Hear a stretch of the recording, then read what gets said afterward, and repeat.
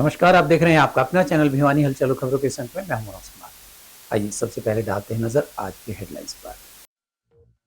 भिवानी में पेयजल संकट गहराया, लोगों ने रोड जाम कर और मटके फोड़ कर जताया रोष।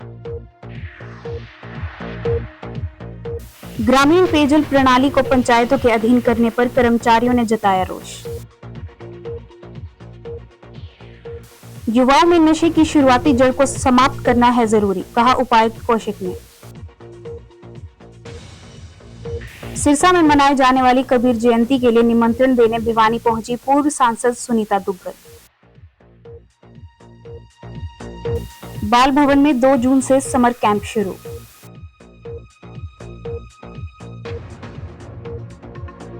आने वाले दिनों में तापमान बढ़ने की संभावना, कहा डॉक्टर देवीलाल ने।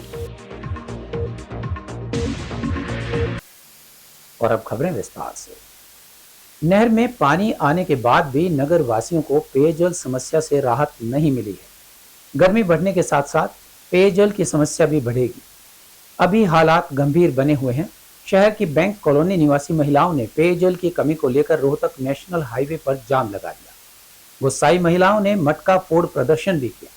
मौके पर पहुंचे पुलिस और जेई ने शनिवार तक समाधान का भरोसा दिया तो करीबन 1 घंटे के बाद जाम खुला। पानी की कमी को लेकर गुस्साई बैंक कॉलोनी वासी महिलाओं ने नए बस स्टैंड के पास रोहतक नेशनल हाईवे जाम कर दिया। महिलाओं ने खाली मटके फोड़कर रोष जताया। जाम के चलते सड़क पर वाहनों की लंबी लाइन लग गई। बैंक कॉलोनी निवासी आशीष, पार्षद प्रतिनिधि अजय, रोशनी व गीता ने बताया कि करीब 1.5-2 माह से पीने के पानी की कमी है। कई घरों में कई दिन पानी नहीं आता तो अंतिम छोर के घरों में वो भी नहीं आता। ऊपर से सीवरेज की समस्या है, जिसका पानी पेयजल लाइन में घुलने से गंदा पानी आता है। जेई व थाना प्रभारी ने शनिवार तक समाधान का भरोसा दिया। क्या नाम है? विमला देवी। परेशानी यही है जी, पानी 2 महीना हो गए, बिल्कुल नहीं आता पानी। अब ये बताओ, पानी कभी ना गांव से आगा शहर में बसे, और शहर का भी ये हाल है। तो कितना टाइम हो गया पानी नहीं आ रहा? 1 महीना से तो बिल्कुल ही नहीं आ रहा। कल तो 4 दिन में 5 दिन में थोड़ा बहुत आ जाता था। हाँ, अब बिल्कुल नहीं आ रहा है। हाँ, नहर भी आ गई फिर भी बोल रहे हैं। और एक सीवर की बहुत परेशानी हमारी कॉलोनी में, बैंक कॉलोनी में 10 बैंक कॉलोनी से हमारे वार्ड में पानी की समस्या पिछले 1.5 महीने से चल रही है। पहले 1 दिन छोड़ के 1 दिन पानी आता था, अब 3 दिन छोड़ के पानी आ रहा है और उसमें टेल तक पानी बिल्कुल भी नहीं पहुंच रहा है। बहुत सी गलियां ऐसी है जहां पानी देखे हुए मुद्दत हो गई है। इस समस्या का समाधान चाहते हैं हम। पानी मिक्स हो गया रहा है, सीवर ओवरफ्लो रहते हैं जिसके कारण सप्लाई में मिक्स होता है, वो भी पानी गंदा आ रहा है।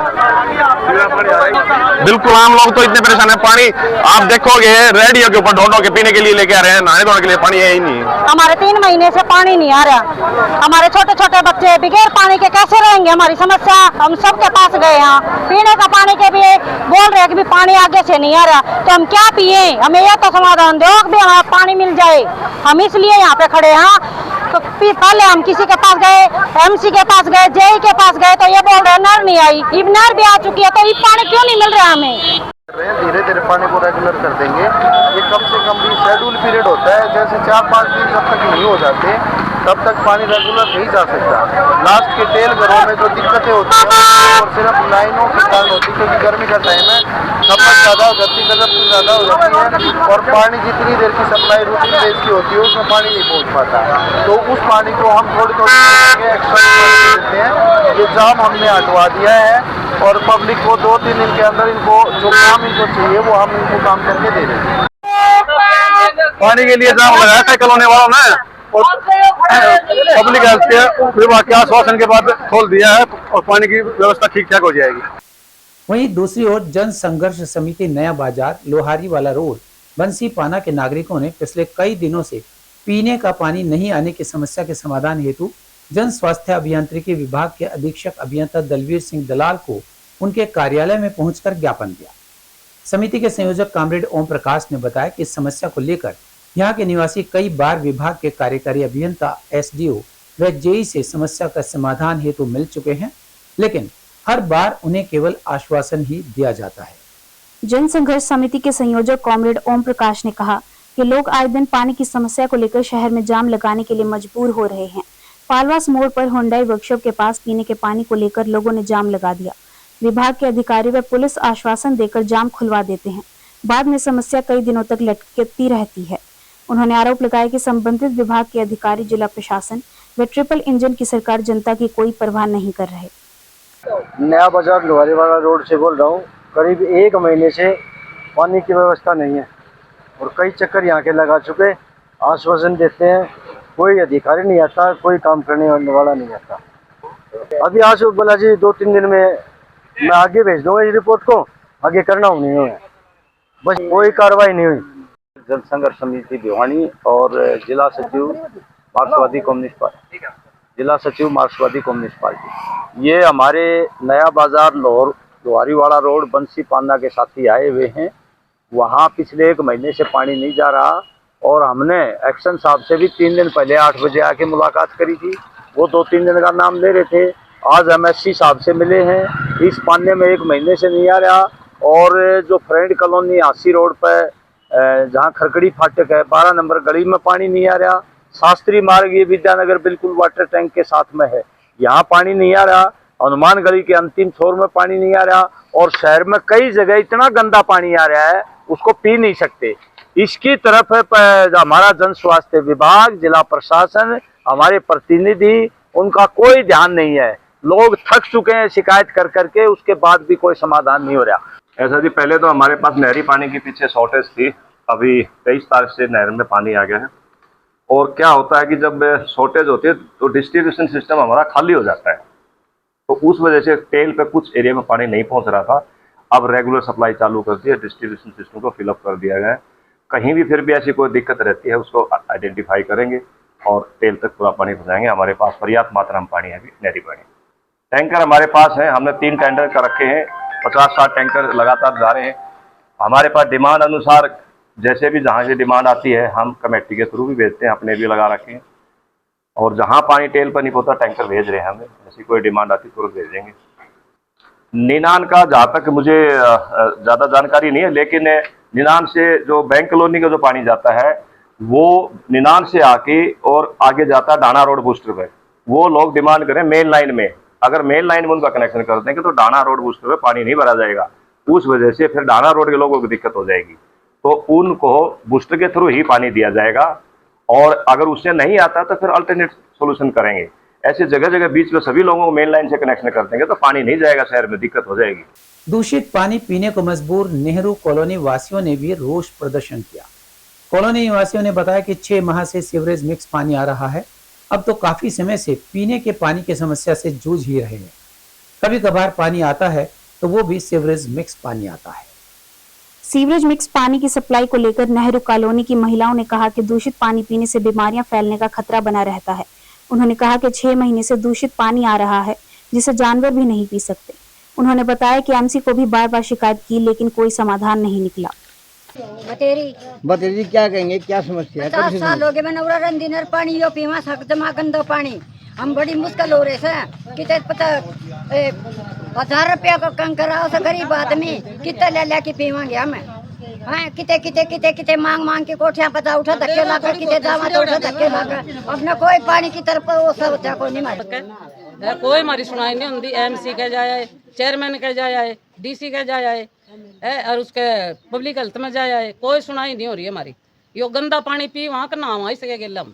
और मैं नेहरू कॉलोनी का निवासी हूँ और हमारे पानी इतना गंदा आ रहा है सर, आप देख सकते हो इतना गंदा पानी है। सीवरेज से भी बेकार पानी आ रहा है जी और हम इसको को पीने के लिए मजबूर है और 6 महीने से परेशान हो रहे हैं जी। MLA साहब के पास भी जाए, हम चेयरमैन साहब के पास भी जाए, पब्लिक हेल्थ भी जाए सर, हमारी MC के पास भी जाए, MC साहब के पास भी जाली, सब नहीं है कि अपना चेक करवाओ। हम कहाँ से चेक करवाएं जी? इतना अगर हमारे पास चेक करवाने के पैसे हों तो हम अपने खुद के घरों के अंदर समरसीबल वगैरह, हमें क्या जरूरत है पब्लिक हेल्थ की? फिर जन स्वास्थ्य अभियांत्रिकी विभागीय कर्मचारी union, all Haryana PWD mechanical workers union, संबंधित हरियाणा कर्मचारी महासंघ के साथ जन स्वास्थ्य अभियांत्रिकी विभाग से सभी शाखाओं के कर्मचारी व पदाधिकारीगण भारी संख्या में परिमंडल कार्यालय परिसर में पहुंचे तथा ग्रामीण जलघरों को ग्राम पंचायतों को सौंपने के विरोध में रोष प्रदर्शन करते हुए हरियाणा सरकार के खिलाफ नारेबाजी की।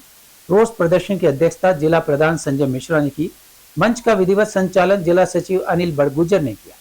कार्यक्रम के मुख्य वक्ता नरेंद्र धीमान ने कहा कि ग्रामीण जलापूर्ति को सरकार ग्राम पंचायतों के अधीन कर रही है। इस कारण कर्मचारी वर्ग में बहुत अधिक रोष व्याप्त है। रोष प्रदर्शन व ज्ञापन कार्यक्रम के मुख्य वक्ता नरेंद्र धीमान ने कहा कि जन स्वास्थ्य अभियांत्रिकी विभाग में कार्यरत जितने भी अधिकारी व कर्मचारी हैं, वे पूरी जिम्मेवारी के साथ अपनी पूर्ण निष्ठा से काम कर रहे हैं। पंचायतों में जलापूर्ति जाने से पूरी ग्रामीण जलापूर्ति व्यवस्था चरमरा जाएगी तथा ग्रामीण क्षेत्र में लोग बंटकर गुटबाजी, राजनीतिक दबाव व अन्य कारणों से हर घर तक जल पहुंचाने का सरकार का सपना कभी पूरा नहीं हो सकता। भविष्य में होने वाली इसके दुष्परिणामों के बारे में गंभीरता से कहा कि सरपंच भेदभाव व राजनीति करेंगे तथा कर्मचारियों का शोषण करेंगे। इस प्रणाली से भ्रष्टाचार भी बढ़ेगा, जिसके दुष्प्रभाव जल्द ही दिखाई देने लगेंगे। कर्मचारियों की वार्षिक गोपनीय रिपोर्ट का राजनीतिक कारणों से खराब करने का अंदेशा भी कर्मचारी नेता ने जताया। प्रांतीय महासचिव अमरीक सिंह चट्ठा ने कर्मचारियों को संबोधित करते हुए कहा कि कौशल कर्मचारी के लिए बनाया गया सेवा सुरक्षा अधिनियम अभी तक धरातल पर लागू नहीं किया गया। इस कारण कच्चे कर्मचारियों में भारी रोष व्याप्त है। विभागों में एक्सेस बताकर कौशल कर्मचारियों को हटाया जा रहा है, जिसका उदाहरण पंचायती राज विभाग में सैकड़ों कौशल कर्मचारी हटा दिए गए। वे अपना चिर परिचित मांग को दोहराते हुए कहा कि सरकार पुरानी पेंशन बहाली पर भी कोई विचार नहीं कर रही। विधानसभा चुनाव से पूर्व उस समय के मुख्यमंत्री श्री नैब सिंह सैनी जी द्वारा प्रदेश के अंदर सभी विभागों में जितने कौशल रोजगार निगम के अधीन हमारे कर्मचारी लगे हुए हैं, उस समय वादा किया गया था 1,20,000 कर्मचारियों को जॉब सिक्योरिटी दी जाएगी। परंतु जैसे ही तीसरी बार हरियाणा प्रदेश के अंदर भारतीय जनता पार्टी की सरकार सत्तासीन हुई, जॉब सिक्योरिटी देना बहुत दूर की बात, हमारे जो ग्रामीण जलकर है उनको आज प्रदेश की सरकार, जल स्वास्थ्य विभाग का मंत्री, विभाग के उच्च अधिकारी उनको आज पंचायत के अधीन करने की योजना बना रहे हैं। जो हमारे शहरी नलकूप है उनको नगर निगम के अधीन और ग्रामीण जलघरों को पंचायत के अधीन। उस एवज में आज हमारे संगठन द्वारा अधीक्षक अभियंता जल स्वास्थ्य परिमंडल भिवानी के अंदर भिवानी के माध्यम से मुख्यमंत्री के नाम ज्ञापन सौंपने का काम किया। इसमें मुख्य रूप से हमारे जो ग्रामीण जलघर है, जो शहरी जलघर है, वह जल व मल व्यवस्था उसको ग्राम पंचायत व नगर निगम के अधीन न किया जाए, क्योंकि आज जल स्वास्थ्य विभाग के पास कच्चे और पक्के कर्मचारी पर्याप्त मात्रा में है। आज जल स्वास्थ्य विभाग का कच्चा व पक्का कर्मचारी शुद्ध जल प्रत्येक हरियाणा वासी के घर तक पहुंचाने के लिए जल स्वास्थ्य विभाग में ईमानदारी से कार्य कर रहा है। प्रदेश की सरकार द्वारा अनेक बार समाचार पत्रों में दावा किया गया कि हमने कैशलेस मेडिकल सुविधा पूर्ण रूप से लागू कर दी है, लेकिन धरातल के ऊपर आज तक कैशलेस मेडिकल सुविधा धरातल पर लागू नहीं है। एक दिन का एमएलए, एक दिन का विधायक सारी उम्र पेंशन का हकदार है, लेकिन हरियाणा के अंदर काम करने वाला 35 और 40 साल लगातार सरकारी नौकरी में सेवाएं देने वाला व्यक्ति, उसको पेंशन का कोई अधिकार नहीं है। सूरज बल्लेगिया, स्टेट वाइस प्रेसिडेंट हरियाणा कर्मचारी महासंघ। मैं आपके चैनल के माध्यम से सरकार से मांग करूंगा कि जल्द से जल्द जो मैकेनिकल यूनियन के प्रदेश अध्यक्ष श्री नरेंद्र धीमान जी ने आपके मीडिया से रूबरू होकर जो बातें रखी, चाहे वो नलकूप जो हमारे हैं उन कर्मचारियों को ठेके पे देने की बात है, चाहे दूसरी प्राइवेटाइजेशन लाने की बात है, चाहे गुजरात पैटर्न इस प्रदेश के अंदर लागू करने की जो सैनी की मंशा है, हम सैनी साहब से दरखास्त करते हैं चैनल के माध्यम से कि जल्दी से जल्दी जो है ना ये सारे जो एजेंडा आपने सोच रखे हैं इनको वापस लिया जाए। क्योंकि पूर्व की सरकारों ने ये जो डिपार्टमेंट जो थे, चाहे वो पब्लिक हेल्थ का डिपार्टमेंट है, चाहे वो रोडवेज का डिपार्टमेंट है, चाहे वो बिजली बोर्ड का, हमारा बिजली बोर्ड का डिपार्टमेंट है, ये नो लॉस नो प्रॉफिट में जनता की सेवा के लिए लागू किए थे, तभी हमारे नौजवानों को रोजगार मिले और पब्लिक की सेवा हो। बट सरकार इसके विपरीत काम करने लग रही है। ये पूंजीपतियों के हाथों में इन जो हमारे डिपार्टमेंट जो बनाए गए थे इनको सौंपने का काम कर रही है। उपायुक्त भिवानी महावीर कौशिक ने कहा कि देश की प्रगति युवाओं पर निर्भर है। युवा ही देश का भविष्य है। हमें युवाओं में आ रही नशे की प्रवृत्ति को रोकना होगा। उपायुक्त पंचायत भवन में नशा मुक्ति पर रिसोर्स पर्सन के लिए आयोजित प्रशिक्षण शिविर में अपना संबोधन कर रहे थे।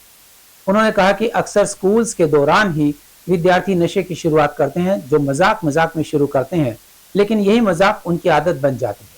स्वास्थ्य विभाग गुरुग्राम से प्रशिक्षक के तौर पर आमंत्रित डॉक्टर आदित्य कौशिक ने कहा कि समय के साथ साथ हमारी जीवन शैली में भी बदलाव होता जा रहा है। उन्होंने कहा कि हमारी सोच ही हमारे व्यवहार में परिवर्तित हो जाती है। भिवानी के पंचायत भवन में नशा मुक्ति पर रिसोर्स पर्सन के लिए आयोजित प्रशिक्षण शिविर में उपायुक्त महावीर कौशिक ने कहा कि हमें नशे की शुरुआती जड़ को ही समाप्त करना होगा। विद्यार्थियों को स्कूल में प्रार्थना के दौरान नशे से दूर रहने के बारे में समझाया जा सकता है। बच्चे को नशे के दुष्परिणाम की जानकारी देना जरूरी है। यदि बच्चा आपकी बात नहीं मानता तो उसके परिजनों को उसकी आदत के बारे में बताएं। उन्होंने बताया कि आने वाले समय में विशेषकर स्कूल, कॉलेज और पॉलिटेक्निक के मुख्य द्वार के पास पेंटिंग से हेल्पलाइन नंबर लिखे जाएंगे, जिसके माध्यम से नशा करने वाले या नशा बेचने वाले या फिर नशा छोड़ने के बारे में सूचित किया जा सकता है। गुरुग्राम से प्रशिक्षक के तौर पर आमंत्रित डॉक्टर आदित्य कौशिक ने कहा कि ग्रामीण इलाकों में शहरों की अपेक्षा मनोरंजन के लिए साधन कम है। यदि हम बच्चों के साथ घुल मिल कर रहते हैं तो वहाँ बच्चे के नशे की प्रवृत्ति में जाने की संभावना बहुत कम होती है। इसके साथ उन्होंने कहा कि हमें यह भी ध्यान रखना चाहिए कि घर में बच्चों के सामने शराब, बीड़ी या हुक्का पान का सेवन ना करें और ना ही इनके सेवन में बच्चों की मदद लेनी चाहिए। ये प्रयास है, पुरजोर प्रयास है कि जो हरियाणा की युवा पीढ़ी है उसको नशे से बचाया जाए। और इसी संदर्भ में आप सभी जानते हैं कि माननीय मुख्यमंत्री महोदय ने हिसार से एक साइक्लोथॉन रैली का रवाना किया था, उसको जो पूरे प्रदेश में घूम के, और उसका समापन है वो सिरसा में हुआ था। तो सरकार और जो पुलिस विभाग द्वारा, जो नारकोटिक्स कंट्रोल ब्यूरो है, उसके द्वारा पूरे प्रदेश में एक मुहिम चलाई गई थी। उसी कड़ी को आगे बढ़ाते हुए जिला प्रशासन भिवानी की भी ये सोच है कि भिवानी जिला में भी जो युवा पीढ़ी है उसको नशे से बचाए रखने के लिए प्रयास किए जाएं। तो उसी कड़ी में आज की जो ये कार्यशाला है ये रखी गई है। इसमें हमने नशा मुक्ति के बारे में जो एक्सपर्ट्स हैं उनको बुलाया है, और हमारे जो सिविल सर्जन कार्यालय में, सिविल हॉस्पिटल में जो हमारे पास साइकेट्रिस्ट हैं जो इस विषय को देखते हैं उनको बुलाया गया है। तो हमारा जिला प्रशासन का ये सोच है कि जो बच्चे हैं, जो युवा बच्चे हैं, 8वीं कक्षा के, 9वीं कक्षा के, 10वीं कक्षा के, 11वीं 12वीं की जो स्कूल गोइंग, जो बड़ी कक्षाओं के बच्चे हैं, नशे की शुरुआत है वो उनसे होती है। शुरू में बच्चे शौक में, मस्ती में, मजाक में कई बार नशे का सेवन शुरू कर देते हैं, और उसके बाद उनमें वो धीरे धीरे आदत पड़ जाती है। तो आज की कार्यशाला में हमने हर एक स्कूल से, जितने भी हाई स्कूल और सीनियर सेकेंडरी स्कूल हैं, उनमें से प्रत्येक में से एक अध्यापक हो जिसको विषय का ज्ञान हो, जिसमें जो पीजीटी, बायोलॉजी, फिजिक्स, केमिस्ट्री या फिजिकल एजुकेशन के जो इस विषय को समझते हैं, तो प्रत्येक स्कूल में से हमने एक ऐसा पीजीटी या टीजीटी को आज बुलाया है, और एक्सपर्ट से उनको वर्कशॉप आज की जो रखी गई है उनको बताया जाएगा। पूर्व भाजपा सांसद सुनीता दुग्गल ने कहा कि महिलाओं को लेकर जो बयान राज्यसभा सांसद रामचंद्र जांगड़ा ने हाल ही में दिया है, पार्टी उनके इस बयान से जरा भी इत्तेफाक नहीं रखती। उन्होंने भाजपा नेताओं को धैर्य अपनाने की बात भी कही।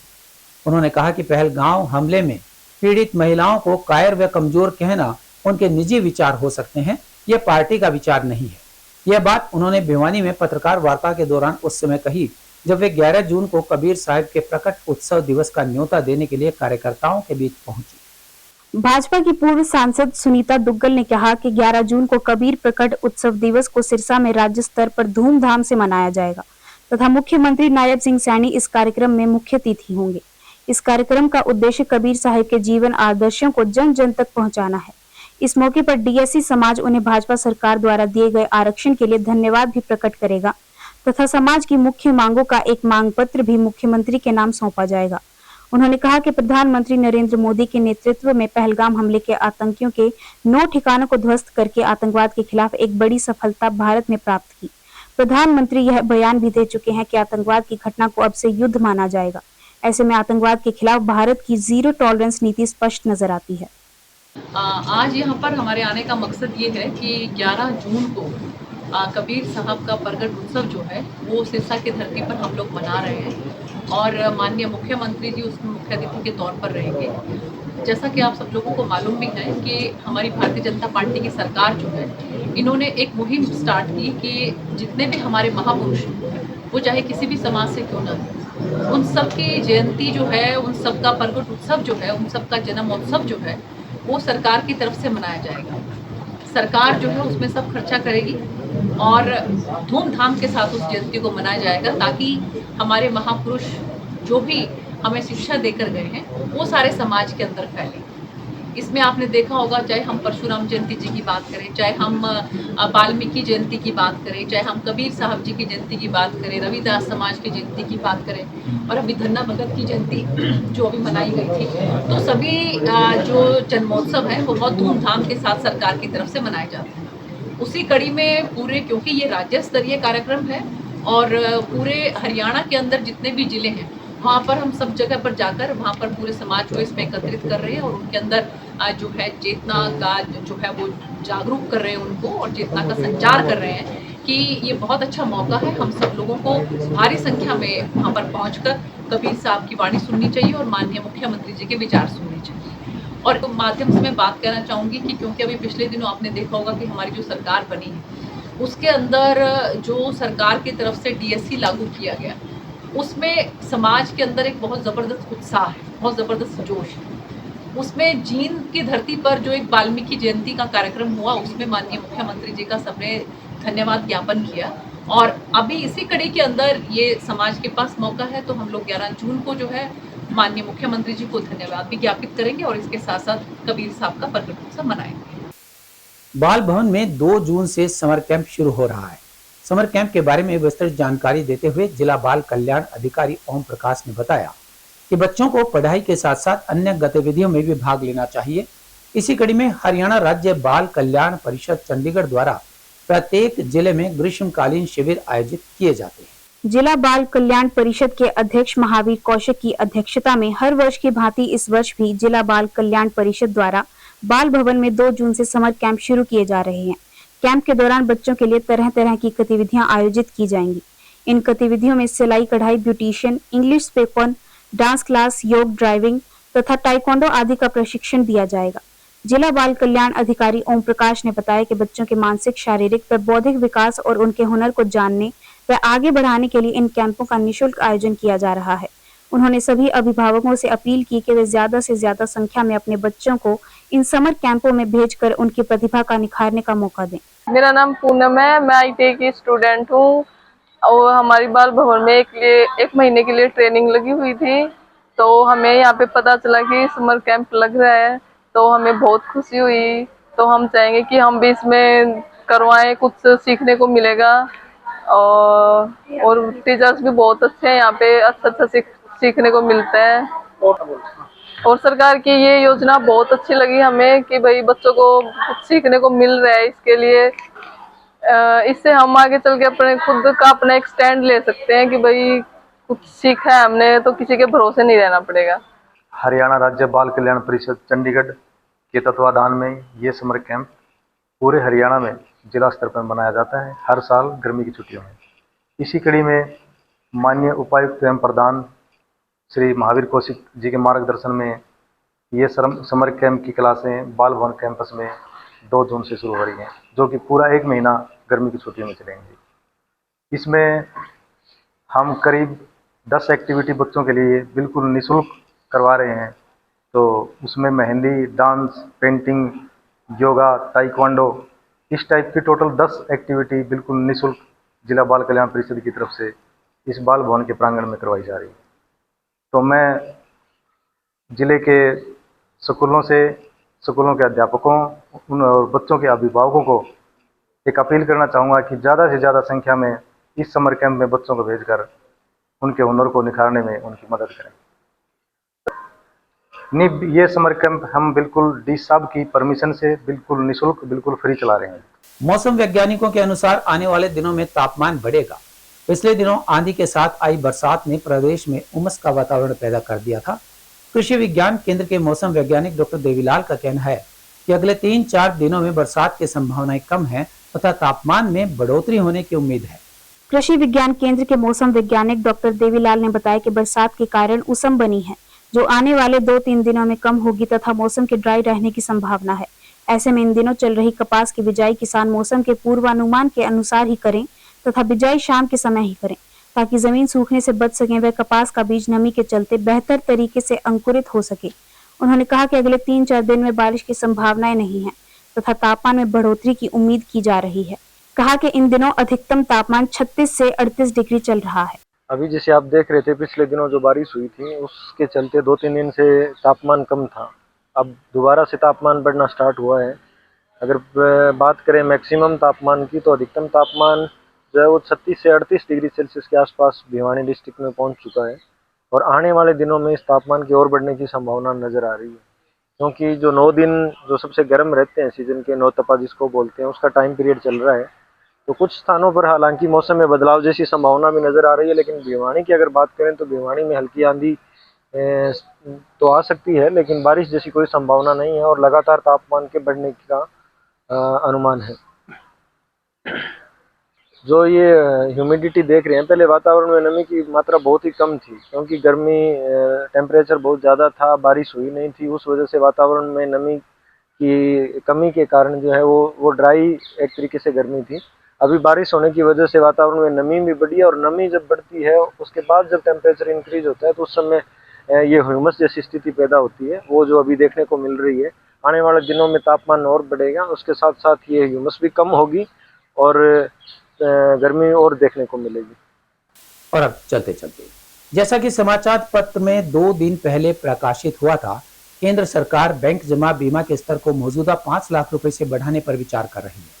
हालांकि अंतिम निर्णय अभी तक नहीं लिया गया है, लेकिन इस सीमा को बढ़ाकर 10 लाख रुपए तक किया जा सकता है।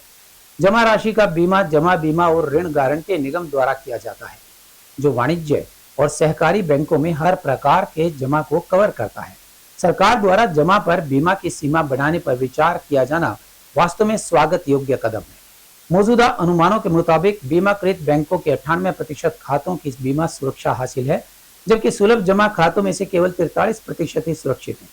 ऐसे में बीमा की सीमा बढ़ाने से जमा अधिक सुरक्षित होगा। क्योंकि नीति निर्माता अभी भी सीमा बढ़ाने की प्रक्रिया में है, इसलिए बेहतर होगा कि वे ग्राहकों के बीच प्रौद्योगिकी को तेजी से अपनाए जाने के साथ साथ हालिया वैश्विक घटनाक्रम को भी ध्यान में रखें। यह बात भी ध्यान में रखनी चाहिए कि बैंकिंग अभी भी एक अस्थिर कारोबार है। यह भी एक वजह है जिसके चलते जमा का बीमा किया जाता है। बैंक ज्यादातर अल्पावधि के जमा के आधार पर लंबी अवधि के ऋण देते हैं। अगर सभी जमाकर्ता एक साथ अपनी राशि वापस मांगे तो शायद कोई भी बैंक उनका पैसा वापस करने की स्थिति में नहीं होगा। दूसरी ओर बहुत ज्यादा बीमा स्तर बैंक प्रबंधन को उच्च जोखिम लेने के लिए प्रोत्साहित कर सकता है, क्योंकि जमा की सुरक्षा की गारंटी होती है। और अब जाने से पहले एक नजर आज की हेडलाइंस पर। भिवानी में पेयजल संकट गहराया, लोगों ने रोड जाम कर और मटके फोड़ कर जताया रोष। ग्रामीण पेयजल प्रणाली को पंचायतों के अधीन करने पर कर्मचारियों ने जताया रोष। युवाओं में नशे की शुरुआती जड़ को समाप्त करना है जरूरी, कहा उपायुक्त कौशिक ने। सिरसा में मनाई जाने वाली कबीर जयंती के लिए निमंत्रण देने भिवानी पहुंची पूर्व सांसद सुनीता दुग्गल।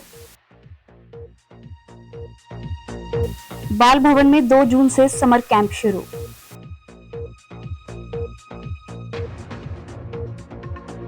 आने वाले दिनों में तापमान बढ़ने की संभावना, कहा डॉक्टर देवीलाल ने। हमारे आज के अंक में बस इतना ही। अगले अंक के लिए देखते रहिएगा आपका अपना चैनल भिवानी हलचल।